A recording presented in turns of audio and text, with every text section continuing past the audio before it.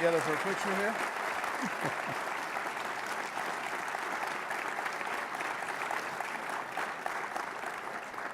Thank you. Thank you very much. It's great to be here, and great to be with you, gentlemen. In the back, they said to just call them two Italians. I think I'll go with CIA Director Mike Pompeo, former CIA Director, former Secretary of Defense, and former White House Chief of Staff Leon Panetta. Before we begin, I want to tell you that we will have questions from the audience at the end of this session, and you can ask them by going to the RNDF app, which is www.rndf2017.org. Should be on the screen there.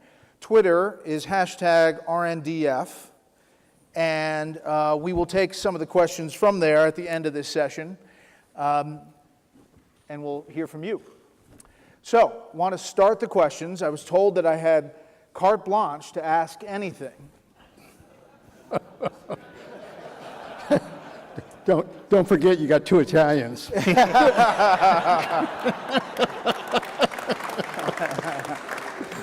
I was also told I could refuse to answer. That's right. So let me start with this. If you were Secretary of State for the Trump administration, how would you handle... All right, no. You know, my former friend Bret Baier. Understanding what the president tweeted, understanding you serve at the pleasure of the president. Have you had talks about another job?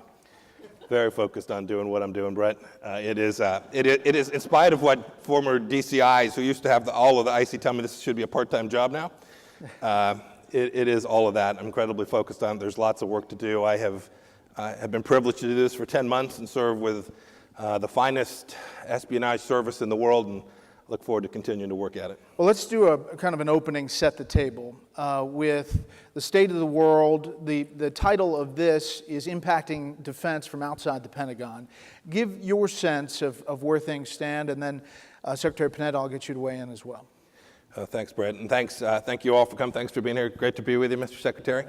He reminded me, I called all the then living former directors when I was nominated. He reminded me that the last time we'd met, he was a witness at the Benghazi hearing. So it's great to be with you again.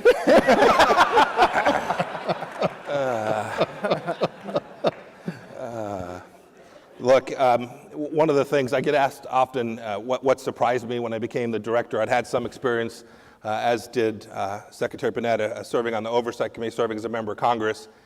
It's the incredible nexus between what we do, how we inform the Department of Defense, how we provide this sum of the parts, working alongside our DoD partners in lots of different ways, certainly in the intelligence cycle, delivering to them information that we've garnered so that they can go perform their function, make good decisions about how to array their forces.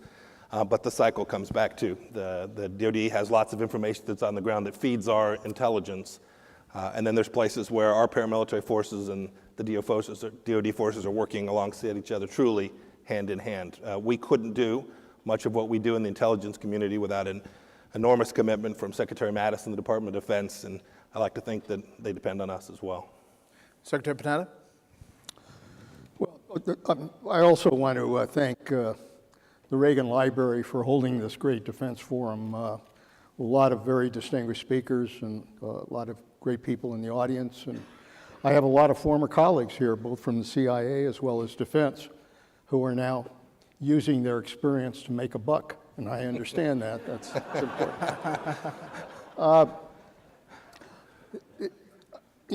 I want to also pay tribute to H.R. McMaster, because I think he presented some excellent points at lunch with regards to the strategy and the things that we have to look at in today's world.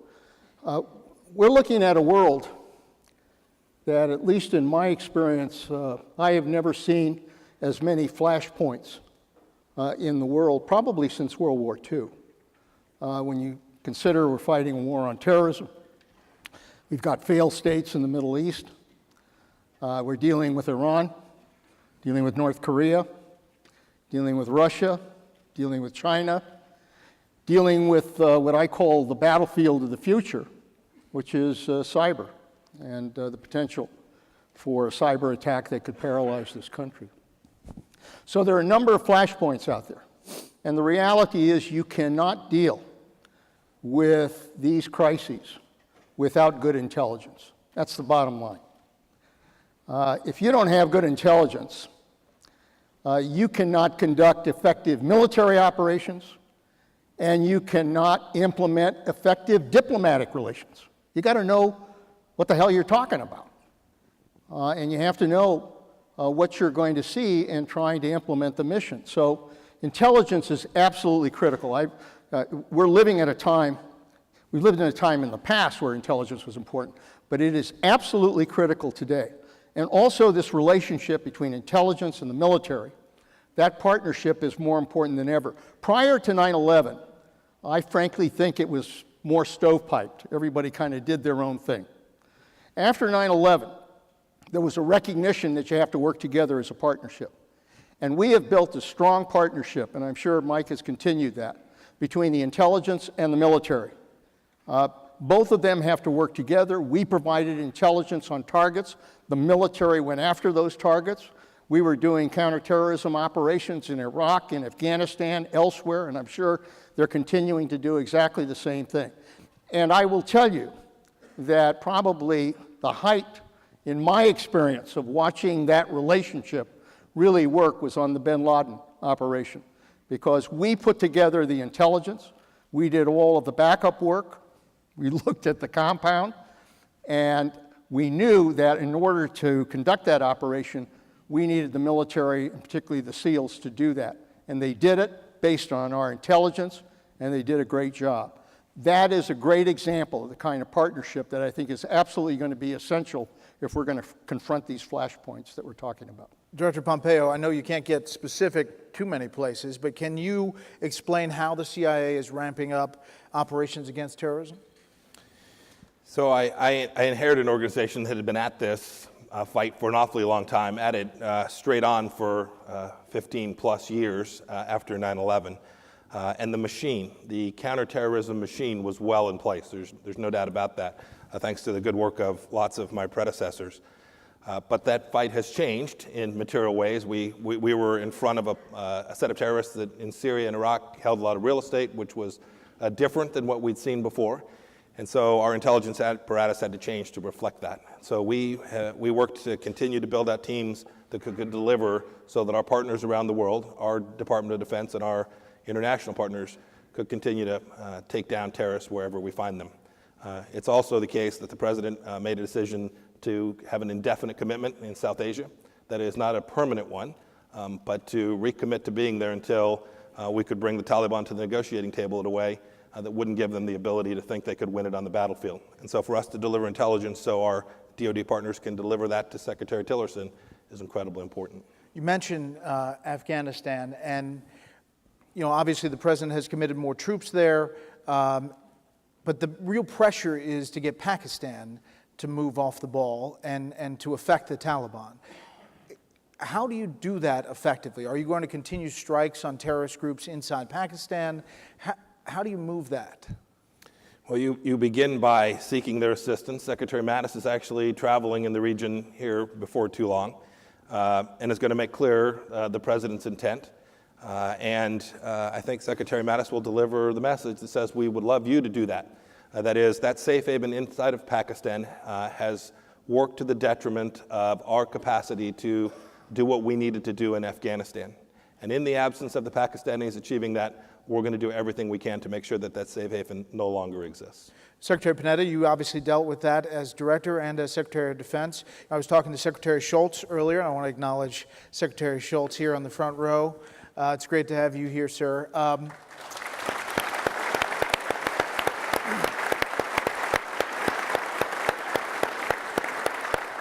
And he was talking about how Afghanistan is treated, as a whole country, but in reality, it's controlled, as we know, by these kind of warlords in different pockets of Afghanistan. Talk about the challenge of dealing with a place like Afghanistan. After all these years, it's the longest war that we've had in America.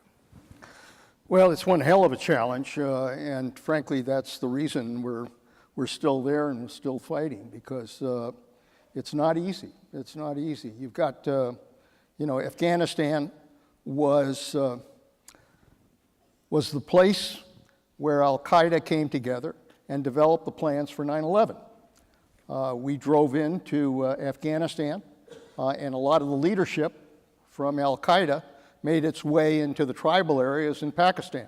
So we then had to take them on in Pakistan. And I think thanks to the agency that we were involved with, I think we did a hell of a job going after their leadership. But Afghanistan remains a continuing challenge for a lot of reasons. First of all, the challenge of being able to go after the Taliban effectively, and to do it in a way that not only goes after the Taliban, but ensures security once you've done the job. And the problem is we've often gone after the Taliban, and once we get out, trouble occurs, and the Taliban goes back in. And we also, we've worked with the military in Afghanistan. We work with the intelligence forces to develop their capability.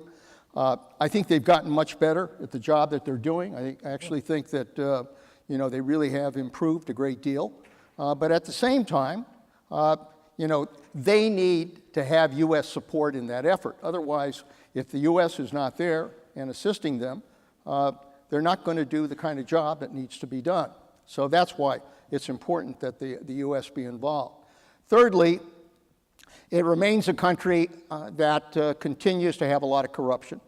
And the central government, as a result of that corruption, doesn't have a lot of sway with the tribal leaders and the various other leaders in Afghanistan. And until they get that act together, you're going to be dealing with different tribes who have different approaches to dealing with the Taliban and with the enemy. And lastly, it's Pakistan. Pakistan has always been a problem. It's been a safe haven for terrorists who come across the border and attack in Afghanistan and then go back into Pakistan. And we have made every effort possible during the time I was there to convince Pakistan to stop it. But Pakistan, as Mike knows, Pakistan has this kind of two-edged approach to dealing with terrorism. On the one hand, yes, they don't like terrorism or the attacks from terrorists in their country. But at the same time, they don't mind using terrorists as leverage to deal with Afghanistan and to deal with India. That's the policy that they've been involved with. So Pakistan has always been a question mark.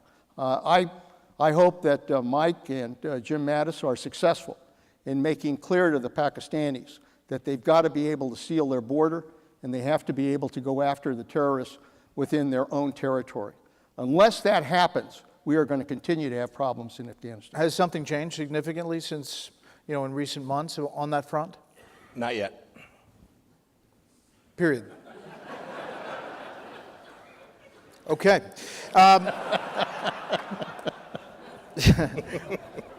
While you're so forthcoming, let's talk about North Korea. Let's talk about North Korea. We spent a lot of time talking with General McMaster about the threat from North Korea, and historically, obviously, our intelligence is not perfect in North Korea. And is there a sense, do we know how close North Korea is to mastering re-entry technology for their ICBMs? We do have a pretty good feel for that. I can't talk a whole lot about it, other than to say, I think General McMaster said this too, they're closer.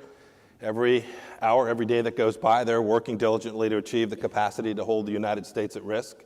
And so our intelligence on that is good. I think we have a pretty good understanding of the scope and scale of the program and how far they're making progress towards being able to reliably deliver that system against the United States.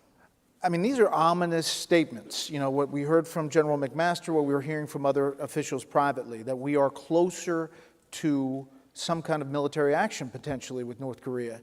It's entirely possible that diplomacy doesn't work as we've seen it unfold, and that China won't or can't control Kim Jong-un.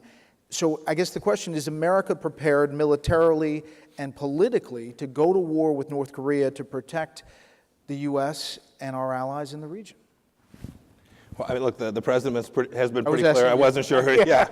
The president's been pretty clear about the mission statement. It is to denuclearize North Korea. He's been unambiguous about that. Our efforts are today economic and diplomatic to convince him. We in the intelligence community since Director Panetta's time, in fact, have said that Kim Jong-un is rational.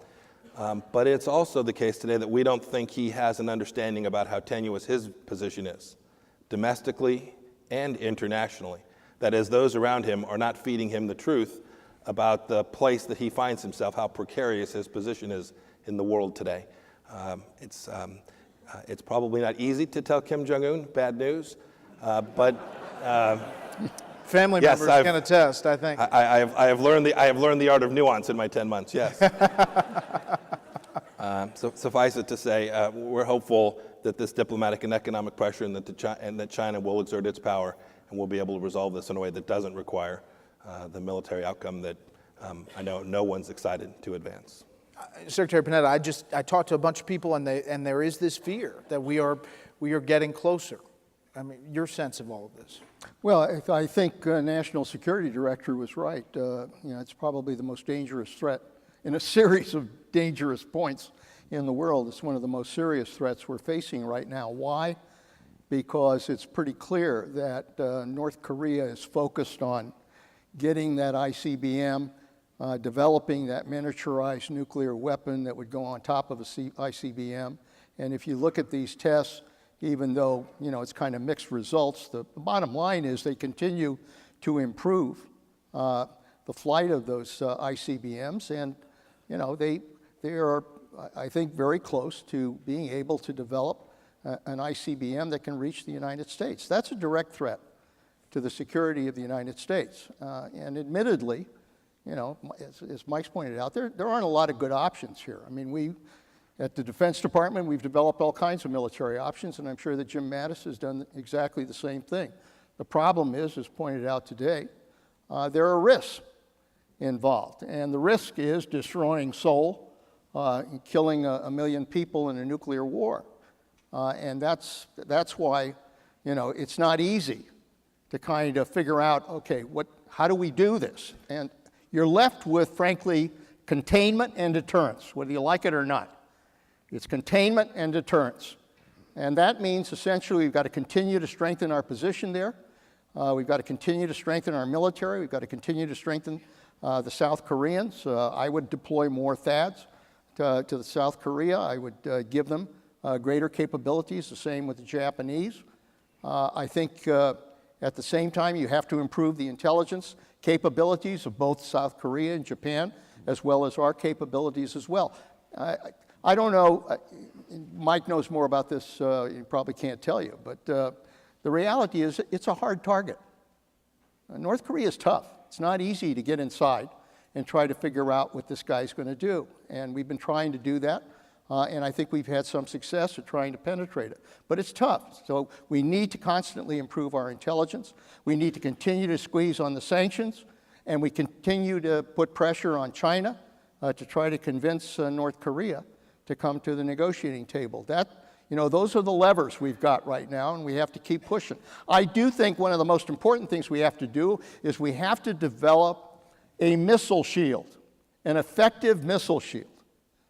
Not only using South Korea and Japan, but obviously our own capabilities, so that these missiles that take off, we have the capability to hit them quickly and make sure that we can do an effective job.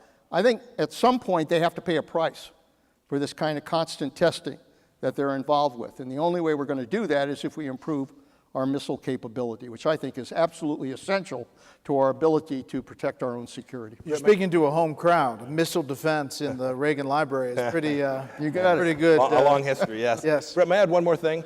I think Secretary Panetta is right about this idea. But we shouldn't forget that this is not only a nuclear power, but an enormous conventional power as well. Yeah. And so to the extent Kim Jong-un gains the capability to hold America at risk, it may be the case that he not only uses that as a shield, that is, we often talk about his imperative to be maintenance of the regime, but when he has that capacity, he might well use that in a way that was offensive, that is, use that nuclear umbrella as a conventional sword. That is, to attack other places, to gain control, to exert greater influence. And so it's not simply the threat of the use of nuclear weapons that we must deter, but we must deter Kim Jong-un's capability to use any nuclear capacity he has to further other things besides just protection of the regime that he might well have on his mind. You know, I asked General McMaster this, but in this environment, is it okay to go to the Olympics? Yes, of course. Yes. Just have to run fast. That's all right. Let's turn to Iran. In Congress, you were one of the congressmen who spoke out about Iran a lot and all the things that they were doing beyond just the nuclear deal, but their support of terrorism around the region. If President Trump asked you today, is Iran in full technical compliance with the Iran deal, what would you tell him? I would tell him that the intelligence that we've seen to date indicates that they are in substantial compliance with the nuclear provisions of that agreement. Indeed, I have told him that. And as far as the other things Iran's doing, not part of that deal, it has only increased in your eyes? Yeah, there's no doubt about that. The expanded efforts, I mean, you need only look to the past few weeks and the efforts of the Iranians to exert influence now in northern Iraq, in addition to other places in Iraq, to see that Iranians' effort to be the hegemonic power throughout the Middle East continues to increase. Indeed, there was a news story. It didn't get a lot of attention here. It got a lot in Iran. I'd sent a note to Qasem Soleimani. I sent it because he had indicated that forces under his control might, in fact, threaten U.S. interests in Iraq that are serving Soleimani, by the way, the head of the Iran Quds Force, Guard, the Quds Force. His commander has also indicated an increased willingness to potentially attack U.S. forces that are in Iraq with the consent of the Iraqi government. He refused to open the letter. Didn't break my heart, to be honest with you. What we were communicating to him in that letter was that we will hold he and Iran accountable for any attacks on American interests in Iraq by forces that are under their control. And we wanted to make sure he and the leadership in Iran understood that in a way that was crystal clear.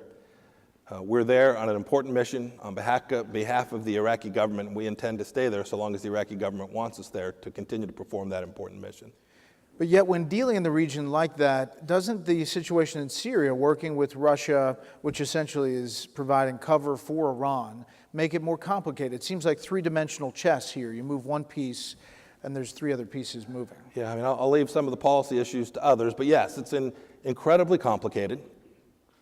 From an intelligence perspective, what we want to ensure that we can continue to do is to be in the places that we need to be so that there is an understanding of the Russia's intentions, Iranian intentions, Syrian regime intentions, opposition forces' intentions, the Kurdish intentions inside of the SDF and other places. We want to make sure we can deliver for the President and Secretary Madison Tillerson the information they need so that they can resolve this issue in a way that benefits America. Secretary Panetta, this is one of the biggest changes in a geopolitical sense between administrations. The Obama administration's focus and central focus on Iran in its foreign policy, and this administration's focus on the Gulf states and a different position on Iran. You want to comment on that? Well, I think, as Mike's pointed out, they are abiding by the nuclear agreement, and I think that's pretty much recognized. And look, I had serious concerns about that agreement, and I'm sure Mike and obviously the President had serious concerns about that agreement. But the reality is that if they're abiding by it, at least with regards to the issue of developing a nuclear weapon, that's something we ought to continue to focus on to ensure that we are enforcing that and that they are abiding by it. I think that's absolutely essential. At the same time, we do have to address these other areas, and I think it is important that we put pressure, and we continue to put pressure on Iran with regards to their support for terrorism, with regards to their missile development, with regards to their undermining of regimes throughout the Middle East. I think they're involved in developing an axis of influence in the Middle East, from Lebanon to Damascus and Syria to Iraq. And I'm glad that Mike, and the intelligence forces, I'm sure, are on top of this. But I talked to a former leader in Iraq the other day, and the one thing he expressed real concerns about is that, we've been successful, obviously, in going in and defeating ISIS and being able to go after the caliphate. But what happens is that if we begin to reduce our presence in Iraq, we went through this before, if we reduce our presence there, Iran will take advantage of it, and they already are.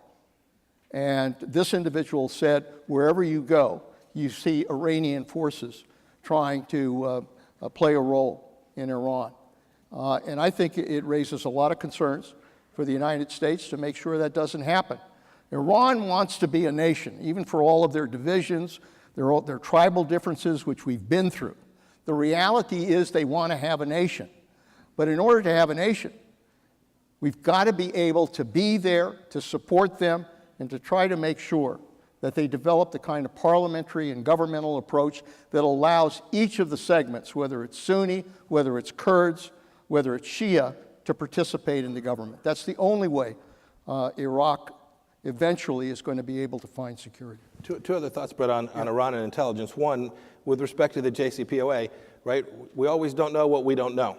And so you asked, are they in substantial compliance with the JCPOA? The Iran nuclear deal. The Iran nuclear deal. We always don't know what we don't know. We do our level best to deliver that intelligence to the community.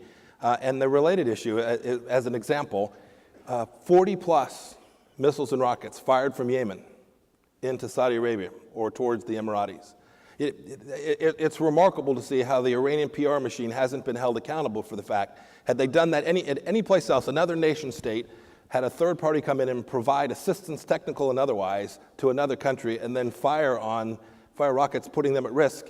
This is classic terrorism, and the president has directed very clearly that we're going to work to deliver the intelligence so that we can push back against that. You mentioned Saudi Arabia, and we are likely going to see a new king there very soon. The Crown Prince has taken control of a lot of different decision-making, and it's changing the dynamic. Can I get your thoughts about where the kingdom stands and what it looks like in the region? Sure. A big question. I'm trying to figure out where to put my pick in to begin. So some of the transformation that you're seeing take place in Saudi Arabia are the kinds of things that America has been asking Saudi Arabia to do for decades, and they're now beginning to do it. And we should applaud that. We should encourage it. We should support it. They also have been prepared to work alongside our Gulf partners. We've seen them work with the Israelis to push back against terrorism throughout the Middle East. To the extent we can continue to develop those relationships and work alongside them, the Gulf states and the broader Middle East will likely be far more secure than in the absence of that. Secretary Panetta? No, I think that's correct. Look, Saudi Arabia, we've been asking them for a long time to deal with the issues that the Crown Prince is trying to deal with in terms of developing a diversified economy, in terms of trying to control corruption within the Saudi society, trying to basically build a strong nation from the inside. Whether his tactics are the right tactics remains to be seen, but I think his objectives are probably the right one. But it is important. Saudi Arabia is a key player.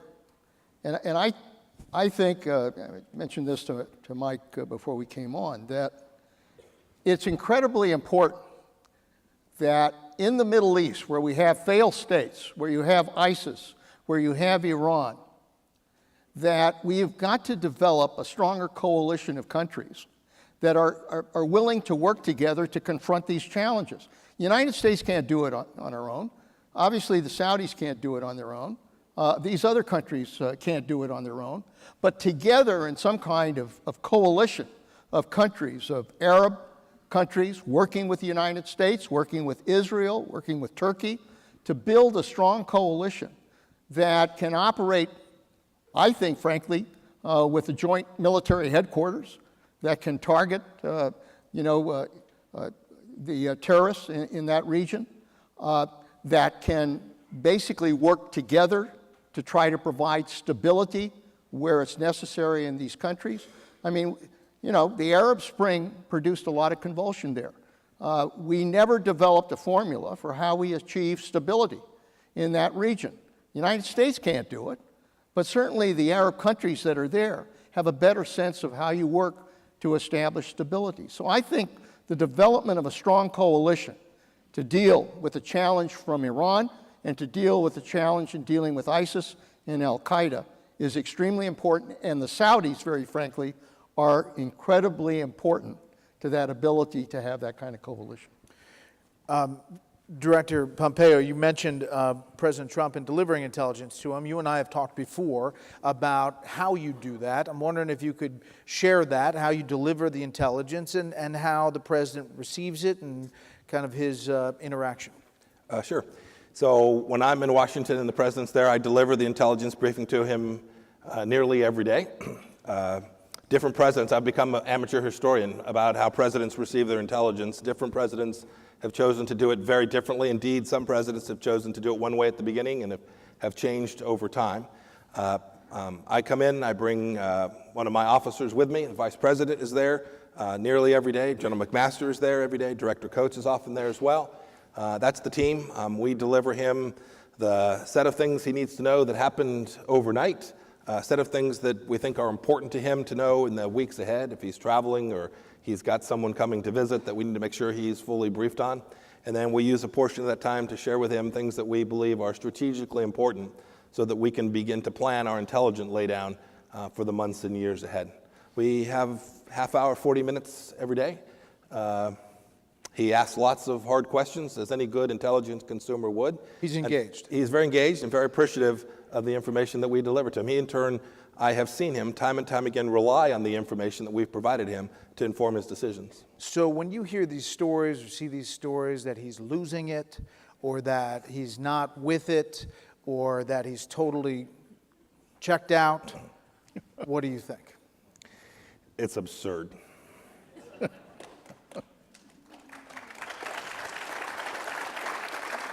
I mean, here, I'll put it in Washington terms. It's demonstrably false.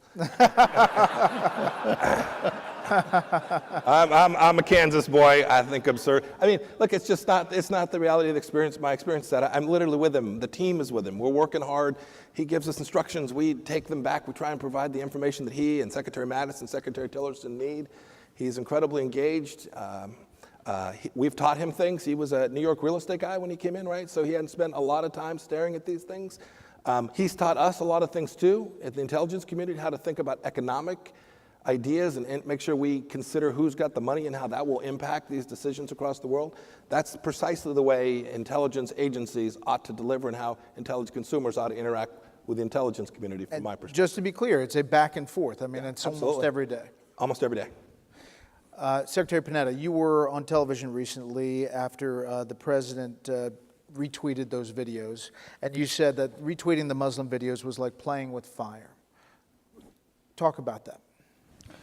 Well, it is dangerous. It's a dangerous thing to do, and I'll go into this. By the way, God bless Mike Pompeo for the ability to sit down and brief the president and have the president listen to the intelligence reports. That is damn important. And I was a little worried about that at the beginning. But if Mike is doing that and the president's engaged, that is extremely important to the president being able to do the job. The president cannot operate without intelligence. He's got to know what's going on in the world. And so thank you for the ability to have developed an approach that obviously is one that's working, and I appreciate that. The problem of dealing, of suddenly tweeting an anti-Muslim video like that is that once it goes out, what it does is it inflames the people that are out there. And we had very much the same kind of experience in the time that I was there when there was Koran burnings that took place that made their way to video.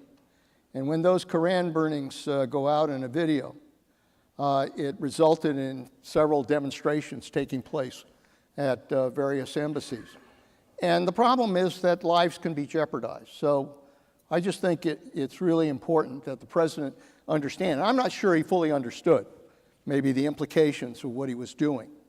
But it is clear that it's not something he should do, because when you do that, when you tweet something like that out there, you don't know what the consequences are going to be. And the consequences could involve lives. So better not to do that. And I hope he'll refrain from doing that in the future. Twitter makes your job harder. We use Twitter for lots of things in the intelligence community. There are days we have good days, and there's days that we use it in ways. I mean, right? Social media more broadly. Go ahead. I know what question you're going to ask. One account on Twitter makes your job harder. Oh, I don't know that that's the case. I've actually seen it help us. I have seen things the president has put on his Twitter account actually have a real-world impact on our capacity to understand what's going on in other places of the world. That is, our adversaries responded to those tweets in ways that were helpful to us to understand command and control issues, who's listening to what messages, how those messages are resonating around the world. My son knows my views on social media. It is not an unambiguous good. And maybe that's enough. But you want to, yeah, sure. How about just react to Secretary Panetta about the specific, the plane fire? I don't have much to add. The president, in my experience, when we talk with the president about the threats from radical Islamic terrorism, understands that it is incredibly important that we address the malign behavior in a way that reflects on opportunities to make Americans safer. End of story. Go ahead. Let me comment on the tweeting thing, and you know, obviously this will be different than Mike's view. As a former chief of staff, I cannot imagine what it's like to serve a president who tweets in the morning. The whole purpose of the White House is to develop some discipline in terms of messaging, in terms of policy, in terms of everybody being on the same page when you get up, and everybody knows what the president's going to be doing, what the message of the day is going to be, and everybody is coordinated. And when you wake up in the morning, if you're chief of staff and you suddenly got a bunch of tweets out there that are raising all kinds of hell in different areas, you know, it's very upsetting to the operation. You got to then figure out, how do I deal with that stuff? And it diverts you. Look, I know the president, loves to tweet. I mean, frankly, if I had my way, I'd take that tweeter and throw it out the window. But I understand he likes to tweet. But in the very least, if he's going to tweet, he ought to at least have some policy process to develop, what are the policies you want to advance, and then let him tweet the hell out of it. But at least there's a policy process involved. You aren't doing this by the seat of your pants. And even, for example, on this video, if there's just a check system where he says, I want to tweet this, this Muslim video out, what do you think, John Kelly? What do you think, Mike Pompeo? And, they'd raise the concerns. At least if you had some kind of check on the process, we'd be a hell of a lot better off. So I express the concern of how do you develop discipline, chain of command, a rational policy process in the White House when you've got somebody who loves to tweet, gets up at 5 o'clock in the morning and says whatever the hell he wants to say. It just raises a little bit of concern about stability. Yeah, Leon's correct. We do have a different view on this. I'm sure. We probably spent too long on this already. All right. Sorry, I opened the door. You did. One last thought. I think Secretary Bret correctly said that the world is more dangerous today. We have more flashpoints. Those all pre-existed January 20th of this year. So message discipline, as you referred to it, got us to those places. I'll leave it with that. Right? I mean, what I mean by that is we should not over-attribute the place we find ourselves in the world today to things that may or may not have as much impact as folks like to suggest sometimes. Well, I think a lot of Republican presidents I know exercised a lot of message discipline. Yeah, wasn't so bad. This wasn't meant in a partisan way at all. Where we find ourselves today is the trajectory of post-World War II conflict, or you can say post-9/11 conflict. We found ourselves, these were Republican and Democrat presidents alike. This isn't partisan in any sense whatsoever. Well, no, I understand what you're saying, Mike, and I understand the president's motives in doing that. But it needs to be tied to a strategy. You just don't roll a grenade in the room, have things blow up, and then not have a strategy for how the hell you deal with it. Moving on, we have...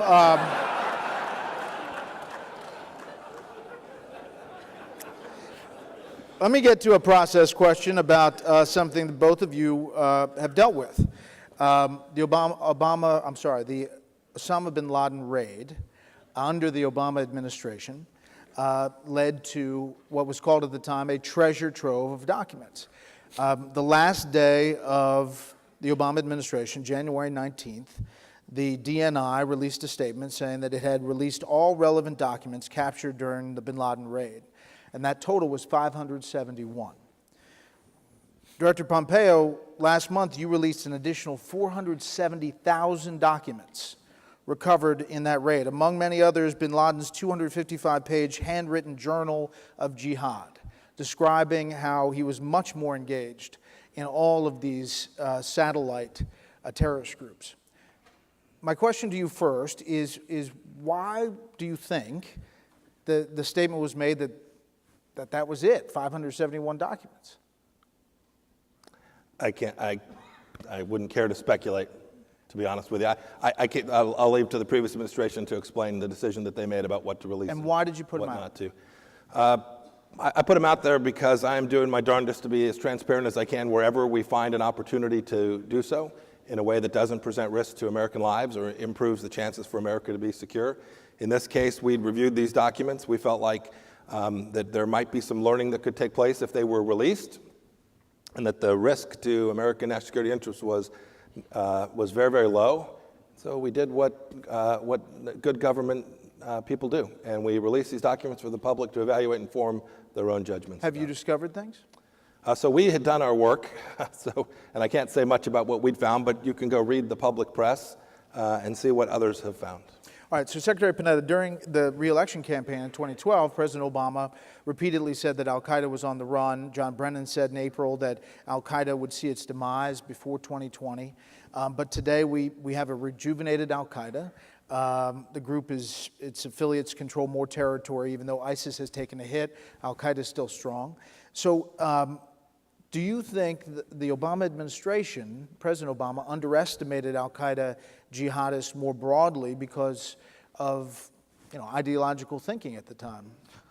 Well, look, terrorism is a challenge to deal with because it metastasizes. I mean, we're dealing with an enemy that is able to be resilient, to make adjustments, to go from al-Qaeda to al-Nusra to ISIS and to other forms.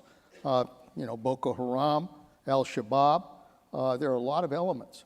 But you have to target the ones that you can go after and do an effective job in doing that. And we did. I mean, the time I was there as director and as secretary, we went after the leadership of al-Qaeda, particularly in Pakistan. And we decapitated their leadership, particularly with the bin Laden raid. And I think we did a good job. And we interrupted a lot of their planning for attacks as a result. But the reality is al-Qaeda then, developed in Yemen, ISIS developed, et cetera. And, you have to continue the effort in these other areas. You've got to be able to target the different forms of terrorism that are developing. I think between, I think the Obama administration in the last few years began to recognize that they couldn't just ignore what was happening, and so counterterrorism capabilities began to be established not only in Yemen, but in North Africa and other places to try to make sure that they try to take on, what happened here. But the reality is that if you don't stick to it, if you suddenly declare victory, which I think, nobody should do when it comes to terrorism, but that you commit yourself to going after each of these elements, as different as they are, that's the only way ultimately we're going to be able to win at terrorism. It's going to take a long time. This is not going to happen overnight. We've learned, there have been mistakes made. We've learned a lot from those mistakes. I think the administration, frankly, on dealing with ISIS has really done a great job at going after ISIS and the caliphate. I think the real question is going to be, can we go after Boko Haram? Can we go after al-Shabaab? Can we go after other elements of al-Qaeda and continue to do an effective job? It's going to be a challenge, and it's going to require resources. And I think the biggest concern, that's been registered here at this forum is going to be the issue of whether or not we have sufficient resources to provide the kind of counterterrorism capabilities that we're going to need in order to defeat terrorism. Just last question on this. 2 weeks ago, Rukmini Callimachi, the New York Times lead terrorism reporter, suggested that the Obama administration downplayed intelligence of the threat from al-Qaeda. You think she's right? That certainly wasn't true when I was there. What happened after I left, who knows? But when I was there and we presented evidence about the threat from al-Qaeda and the ability to go after those targets, the president supported that effort and supported our operations. Secretary Panetta mentioned Africa. We are obviously engaged in Africa militarily. I assume we're doing things on the intelligence side too. Can you talk about the threat in Africa broadly and what you're seeing there from different groups? So there is a history of terrorism there, would have been under Director and Secretary Panetta's time as well, and they did good work. I too, we can't say enough about the amazing work that the CIA under Director Panetta's leadership did to decapitate al-Qaeda leadership. It was remarkable. Many of those officers still work for me today, and America is benefiting from their good work. Africa is the same way. It is a constant challenge. It is changing because as the caliphate has been largely defeated, there is great risk that the ISIS and others will use platforms in Niger and Somalia and Libya to continue to foment terrorism that puts America at risk, which is what the president constantly asks us to look at. That is, we're interested in terror all places. We are most interested in that terror which presents an external threat from those places coming to the homeland. And Africa is no different in the sense that it presents that risk to us today. And as ISIS makes version 3.0 or 4.0, Africa is certainly one of the places, in addition to Mindanao and South Asia, that we figure we'll find them. Get your questions ready. A few more minutes. Secretary Panetta, I've heard you talk about the threat from cyber and what's evolving in the world. I'd like to have both of you address that and kind of talk to the American people about what we're seeing. Yeah, I think we tend to underestimate, the threat from cyber. And I don't know whether it's because we're wrapped up in our cell phones or wrapped up in our computers. And, I don't really think that somehow it can be used as a weapon, but it can be used as a weapon, and very effectively. We've seen what's happened with cyber on interrupting services. We've seen what cyber can do in stealing intellectual property. We've seen what cyber can do in hacking and stealing personal information. But the reality is cyber can be used to destroy. Iran developed something called the Shamoon virus, which they deployed against Aramco oil in Saudi Arabia. 30,000 computers were shut down, destroyed. You take that same kind of virus, and you apply it on our computers that run our grids, our electric grid system, or our financial system, or our government systems, or our chemical systems, or our water systems, or our transportation systems. You can paralyze this country. You don't have to send a B-2 bomber. You don't have to send an F-16. You don't have to send boots on the ground. You can sit at a computer someplace and deploy a virus. That's the kind of threat we're living under. And it's extremely important that we wake up to that threat, develop the defenses that are necessary to confront that, and frankly, develop the offensive system as well in order to make sure that we go after an enemy that is trying to target us on a cyber capability. Without getting into the classified, can you quantify the cyber threat numbers or cyber threat day to day? No, I can't. I don't know how to quantify it necessarily, Brett. I can say that it is becoming more rampant because it is becoming increasingly cheap. That is, the cost to conduct those kinds of attacks, the cost of that has been greatly reduced. I think Secretary Panetta described it pretty well.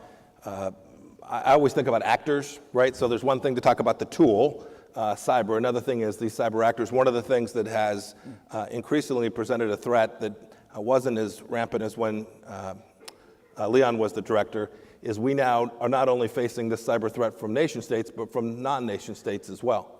The cyber capability of ISIS, the cyber capability of Al-Qaeda, groups like WikiLeaks and others present real threats to America, and the intelligence community has traditionally focused itself on state actors. That is, our capacity to infiltrate others' intelligence agencies and take down their networks was often based on a nation-state model that no longer applies in the world. Individuals, small groups can do lots of damage using this tool in the way that only nation-states could do damage 15 or 25 years ago. So cyber, North Korea, radical Islamic terrorism. That's my day. That's Tuesday. That's Tuesday. Of those three, do you rank them? I don't care to rank them. They're three number ones. Yeah. That's why at the end of the day, I always had a good scotch. Water. On the cyber threat, and obviously there's been a lot of focus on that in reaction to the election, is the U.S. doing enough to counter Russian meddling and disinformation in Europe, around the world? Is the U.S. doing enough? Yeah. The enough question is always no. There's a great deal more that we can do. That threat is real. If I talk to my European counterparts every week, it is Russia, Russia, Russia. They're worried about information warfare, active measures, call it what you will. They're worried about their increased physical interference as well. So these threats are very real. We have made a lot of progress assisting them in protecting elections that have taken place. Even in my 10 months, we've done some really good work alongside them. So you not only have Russian information warfare, but lots of others. It's not just Russia engaged in active measures against Western democracies around the world. Secretary Panetta? Yeah, listen, we are in the era of hybrid war, and the ability to use cyber as part and parcel of your effort to destabilize other countries is becoming not only more effective, it's becoming the kind of tool of preference now, because it's a way to do it that doesn't necessarily cost lives, but can be very disrupting. And so it is incredibly important that, having been attacked the way we were, that we develop defenses to make sure that it doesn't happen again, and that we work with other countries to develop defenses in their country. Because the Russians are going to do this, make no mistake about it. They saw what they did here. They're going to continue to do it in Catalonia and elsewhere, wherever there's elections. They will try to influence elections by virtue of being able to use cyber. And so we are going to have to join with our allies to really develop effective ways of making sure that doesn't happen. Before I get to these questions, I just want to get both of you to kind of weigh in on the CIA and working with the men and women there. Maybe something that we don't know about, that interaction and kind of characterize it. CIA.gov is where you go to apply. We are always looking for talented young men and women who want to come be part of the finest espionage service the world has ever known. I say that half jokingly about applying. We're looking for the next set of people who want to come devote their life to national security in a clandestine space. We'll give you great mission, enormous opportunity to excel. The men and women who work there are patriots at the most extraordinary level. They come to work every day. The political noise is something they just put off to the side so that they can deliver the truth to U.S. policymakers each and every day. It has been an incredible privilege. I think I couldn't concur more. The American people have to understand that these are really professionals that work at the CIA. They're not Democrats, they're not Republicans, they're good Americans that have a job to do, and they do it. You know, it was really, for me, you know, one of the more satisfying experiences in government to be able to work at the CIA, because they know what their job's about and they do it. And the President of the United States is the one who says what you do and what you don't do. But once he says you do it, you do it. And you can do it with the CIA. It's a self-contained operation. You know, I call it the Marine Corps of the intelligence force. I think of it as the Army of the intelligence service. Fair enough. That too. You could put that to music and make it an ad for employment there. Okay, a couple of questions here from folks writing in. Are we going to supply the Syrian Kurds, Syrian Democratic Forces, with arms and assistance or not? If we continue to throw our allies under the bus when we're done with them, how are we going to continue operating successfully in the Middle East? Yeah, I'm going to leave that. I'm not going to talk about that. Yeah. Okay, we're 0 for 1.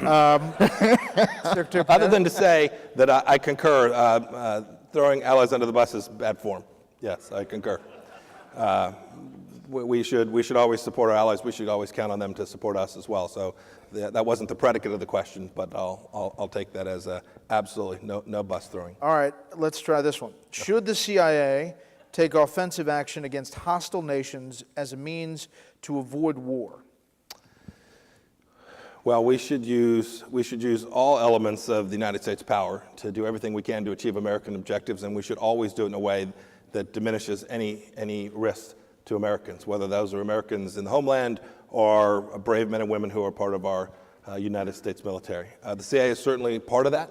Our primary function is to do that by collecting foreign intelligence and delivering that to policymakers so that they can make informed decisions to achieve that objective. And then when the president asks us to, we conduct covert actions around the world in furtherance of those same set of policies. Secretary Panetta. Hey, Director of the CIA, the President of the United States, Secretary of Defense, with their primary mission is to protect this country and to protect the American people. That's what it's about. And if you get intelligence that somebody is threatening this country and you've got confirmed intelligence that that's going to happen, you don't just sit back and wait for it to happen. You have an obligation to try to take steps to make sure that it doesn't happen. So I think in order to protect this country, you've got to not only have a good defense, but you better damn well have a good offense. Does the U.S. intelligence community have an interrogation program?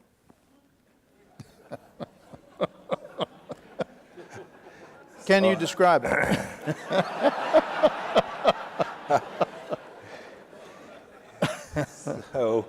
So the CIA performs its functions. I maybe missed a chance when you asked me about the CIA and our officers. I've seen the movies. You all have seen the movies. They're fantastic movies. Most of them are fiction. But we operate under the rule of law. Everything we do. I run a pretty good-sized law firm. You would agree, Secretary Panetta. And how? Too many lawyers. Too many. You said too many, not me. Just let the record reflect. We operate under the rule of law, and that's central. If we don't do that, we'll lose the American people's trust. It's absolutely our duty to comply with the rules that have been laid down by Congress and guidance that is provided to us by the President of the United States. That we do that, we will always do that. You asked the question. I'm going to try to answer the question. We go out and ask lots of people lots of things. That's the tradecraft that we teach our officers when they come on duty. So yes, we're out asking questions, but the question implies something far more sinister, and that I can unequivocally say is not true. There's nothing sinister. We are complying with the rule of law and doing our best to do so each and every day. Okay. As former representatives and/or executive cabinet members, and of course, a position in the intelligence agencies, do the president's past comments on the credibility of the intelligence community encourage our adversaries? Secretary Panetta. Me? It wasn't addressed, but I figured it was your turn. I thought you were on a roll. You know, look, I think it's very important that President of the United States is supportive of the intelligence services. The intelligence services are critical to providing intelligence, information that a president needs. And that's what they do. They're dedicated to doing that. And it's important, I think, for the President of the United States to be supportive of that effort. And look, I think the President started off on the wrong foot, criticizing our intelligence agencies. And I think that sent the wrong signal, not only to our intelligence agencies, but to our allies. But I think he's come back, and I think Mike deserves a lot of credit for the fact that I think the President now clearly does respect the work that our intelligence services does. So I hope he'll continue to be supportive of them. I'll just add this. I'm an engineer by training. I'm a facts and data guy. I've read the stories. Facts and data. We get every opportunity. Whenever I call the president and say, I've got some intelligence I need to deliver to you, he takes the intelligence, he asks good questions, and we give him the truth as best we know it. We have asked him repeatedly for increased authorities, that is to go out and perform our function in ways that are more robust, frankly taking more risk. In each and every case, the president has provided that to us. We have asked for some increased resources, a little bit of its money, a little bit of its other resources. Every time the president says, you bet, I'm in full support of you. So you all read, write, whatever the heck you want. The president's relationship with not only the CIA, but other elements of the intelligence community, as evidenced by the facts, is unequivocally supportive. It's been reported that the breach of intelligence software and various digital espionage tools has been devastating to the intelligence community, or at least to large segments of it. Are those assessments accurate? I won't comment about any particular data set, but I will say this. One of the things that I saw as a member of Congress, and one of the things I have put an enormous amount of my personal attention to, is counterintelligence.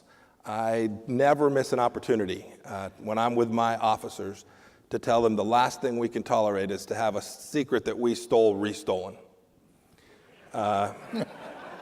It is simply unacceptable. It is our duty to protect them. It is our duty to go after those who stole them and to prosecute them within the bounds of the law in every way that we can.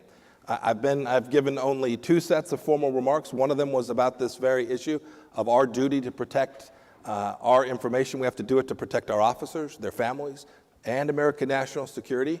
I sometimes hear comments from WikiLeaks and Mr. Assange thinking that those who have provided him classified information are safe and secure. He ought to be a bit less confident about that, because we're going to go figure out how to make sure we protect this information. We owe it to the American people, and our officers are dedicated to it. And just to be clear, WikiLeaks is a national security threat in your eyes? Yes. Yep. I mean, you need go no further than the release of documents by Manning to see what the risk that it presents to the United States of America. But you know, Mike, I'm sure can't go into all the particulars, but let me tell you how damaging it is when you get somebody that reveals secrets that indicate the kind of methods that are used in order to get information. You're basically telling the enemy how you get information, and you're exposing, our spies. You're exposing our assets. You're exposing our methods. And the result is that you have to start from scratch. You got to rebuild it. And sometimes it's not that easy. So the people that reveal these secrets, believe me, are not heroes. They are traitors. Amen. 2 more, and we'll wrap up. Is Iran today supporting al-Qaeda? Would you assess that this support has increased or decreased in the past year? Here's what I can say. I can say that there's a complex relationship between al-Qaeda and Tehran. And one ought not think about Iran as being a unitary actor here. There are multiple power centers inside of Iran. There's Qasem and his gang, there's Rouhani and his team, and there's the supreme leader. One ought to think about the complexity of that and who might be working more closely with al-Qaeda than not. You referred to some documents that we released. They showed this complex relationship. They showed very clear support from Iran for al-Qaeda. And there's no reason to think that when opportunity strikes, that is, they have a chance to inflict harm on the great state in the United States of America, that Iran and al-Qaeda won't hesitate for a second to work against us jointly. Are they working with North Korea? I'd just rather not say much. Former director's question right there. Are they working with North Korea? I'm with Mike. Well, we have been pretty lucky with a lot of the questions, so I'm going to give you a final chance to wrap things up in this great defense forum at the Reagan Library, and final thoughts as you get back to go to your day job. And that Tuesday sounded tough. I just say this. First of all, it's been, Secretary Panetta was one of the first phone calls I made. Leon, you have been so generous with your time. I've called him repeatedly to ask him how to think about things, how to solve problems. Frankly, nearly all the former directors have just been incredibly generous and have helped me be better. It didn't matter if they worked for a Democrat president or Republican president. The mission to keep America safe is one that Leon and I and the team that I serve hold in our hearts and will forever. It's been an incredible honor to get to be a part of that and to work alongside colleagues who are aimed at delivering for the president and keeping America safe. And thanks for inviting me to the conference here today. It's pretty cool. I'm not far. I grew up not far from here, and it's pretty neat to be back in my home. Secretary Panetta. It's going to be a requirement that Italians always run the CIA. Amen. Sign me up. A vowel at the end of the name. That's a requirement. Let me express my thanks to, again, the Reagan Library and to all of those associated with this defense forum. I think we have to understand that the responsibility that all of us have, it's not just the president, it's not just Mike, but the responsibility that all of us have is to protect our country and to protect the security of this country. And it's not easy now. One of my gripes, very frankly, is that we're dealing with a dysfunctional Washington and certainly a dysfunctional Congress in terms of their ability to kind of work together and be able to get things done. And that doesn't make it any easier. And in many ways, frankly, it impacts on our national security. If Republicans and Democrats aren't working together to deal with the major problems facing this country, it impacts on our security. So this is a moment in time where this kind of defense forum has to convey a real important message that we have a responsibility to work together to make sure that we protect this great country of ours. We have a great defense force, we have a great intelligence capability, but it isn't worth a damn unless the American people are working together to support what they do. So thank you for your service, and thank all of you for attending. Let me end where I began, and just with the fact that Secretary Panetta is the last person to go from CIA Director to Secretary. Gentlemen, thank you very much. Get together for a picture here.